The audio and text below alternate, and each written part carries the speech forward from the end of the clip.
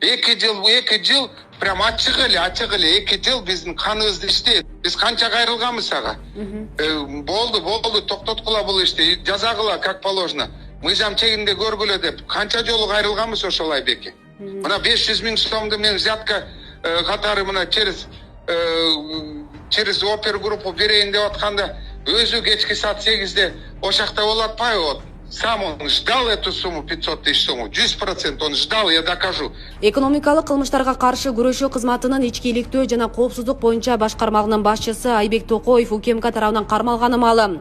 Ал мыйзамсыз баюуга шектелүүдө. Айбек Токоевдун кармалганы тууралуу маалымат интернетке чыгар замат андан жабыр тарткандар комментарийлерди калтырып жатышат. Алардын бири Жолдошбек Моңолдоров менен байланыштык. Ал 2 жылдан бери акыйкат таппай коркутууларга учурап келет. Азыркы бийликтен Токоевго чара көрүлүшүн талап кылат.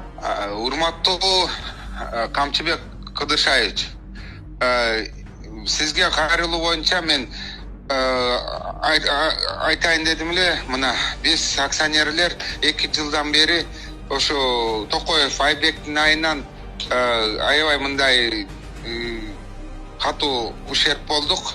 Анан азыр данный момент финансовая полиция бул ишти Генеральная прокуратурага жөнөтүп, анан Ген прокуратура эме мурулга берип койду. Эме Турсунбеков Айбек деген начальник следственный отделге түштү. Бул иш деген ичинде 3 том. Ичинде аябай көп доказательстволор бар. Ошон үчүн эме сизге аябай мындай сураныч, эме көзөмөлгө алгыла. Андан мына Айбек Токоев деген мына бул бир нерсени айтып коем. Айбек Токоев деген коррупционер, это 100%, потому что уже биздин иш жүрбөй атканда бул эме через начальника следственного отдела, потому что начальник следственного отдела өзү мындай сумманы айтмак эмес, 500 000 сом сураган. Начальник следственного отдела 500 000 сом сураган, Авазов Давран деген. И дело вел Ормонов Санжар деген. Азыркы мына бул Ормонов Санжар деген 3 томду как попало эле жаба берген. Бирде протокол допроса, бирде очная ставка жок. Айбек Токоев мурдагы президент Сооронбай Жээнбековдун жубайы Айгүл Токоева менен туугандыгы айтылып келет. Бирок муну Токоев өзү четке каккан жайы бар. Жолдошбек Моңолдоров алардын тууганчылыгы тууралуу буларга токтолду. Садыр Жапаров, чтобы всех наказал, потому что родственные связи везде болсо. Сами представьте, родной, близкий по жене, очень близкий по жене, вот я могу даже искать, найти людей для интереса и доказать, что по жене близкий, вот это Токоев Айбек, потом получается Орозбеков, Акимбаев Орозбек Кулмаматович, өкүл бала президенттин атасынын, анан вот келин баласы сот, анан кызы прокуратура, анан каяка барабыз биз?